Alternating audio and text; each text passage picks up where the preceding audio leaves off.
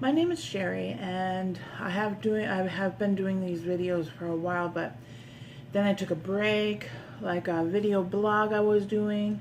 I started to do a blog, but it didn't work out.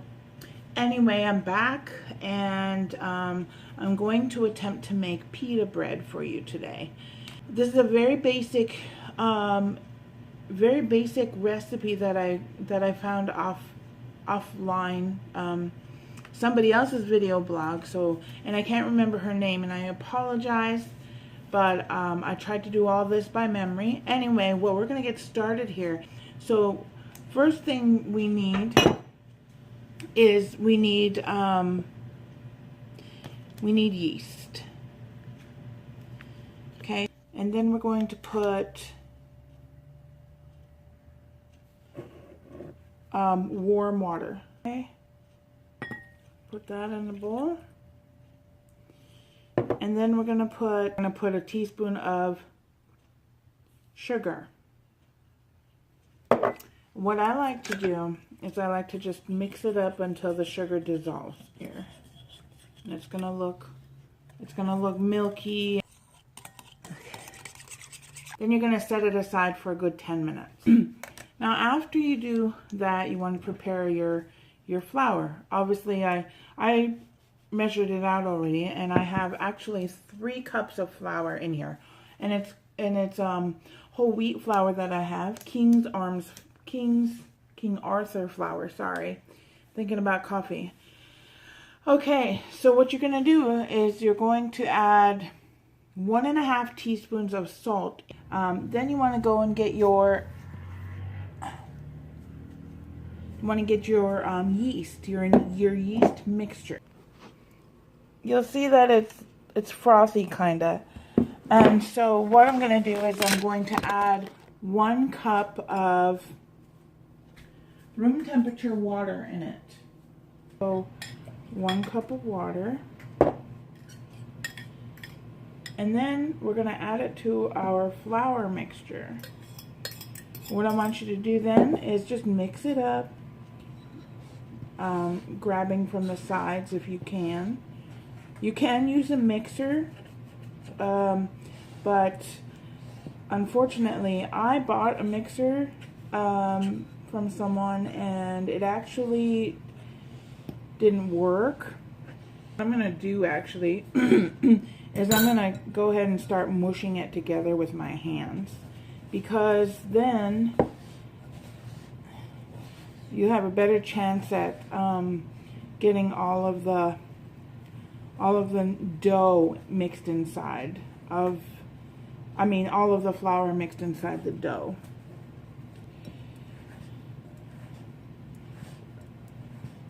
Just have to mush it together so that it could catch all of that.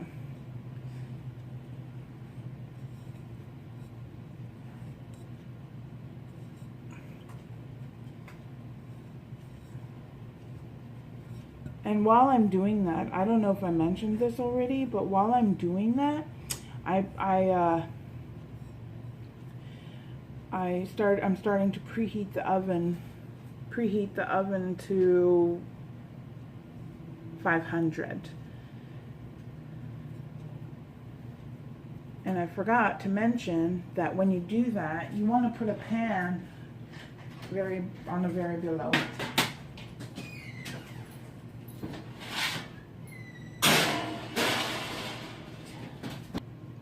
Okay, so once you get your dough all mixed up, it's going to form a little dough. Your flour mixed up, it's going to form a little dough like this. Then you want to set it aside for an hour. You want to cover it. Luckily, I had one raising already. So I'm going to sprinkle some flour. Just a little bit of flour. You don't want too much flour. Just enough to, get the dough floury, I guess you could say. Alright. So you take your dough. It's going to be a little sticky.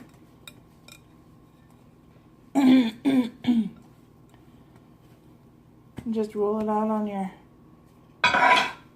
cutting board. And you just want to roll it a couple of times so it's not sticky. So now what I'm going to do is take a knife and you're going to cut it into 8 pieces. So I'm going to cut it down the middle here first. I saw somebody do this, but you're going to cut it into 8 pieces. So let's cut it into half, and then half again, and then half again. Well, that's 2, 4, 6, 8. That's 8 pieces. What I do is I just want to set it aside.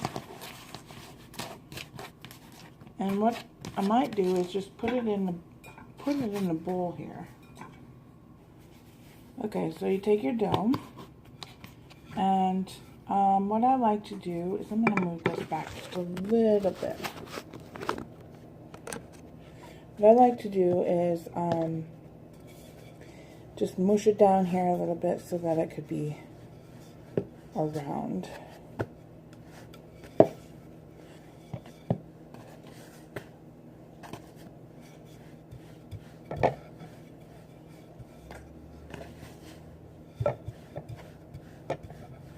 First one's on there. Okay. Now let's work with the second one. Make sure you get the flour on there, but you don't want too much flour, like I said in the beginning. What I like to do is make it round. If you don't make it round, it's going to turn out like a square pita bread. We don't want to have that. So just roll it out.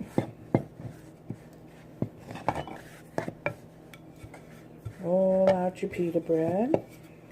So now my pan has been preheating.